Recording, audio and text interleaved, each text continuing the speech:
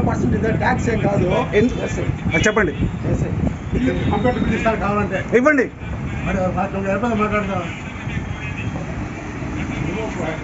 Minimum 500 ఉంటే కానీ bill ఇవ్వమని ఎవరు చెప్పారండి?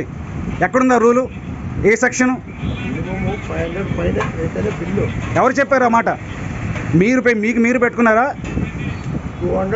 లేదంటే ట్యాక్స్ వాళ్ళు పెట్టారు? ఏమైనా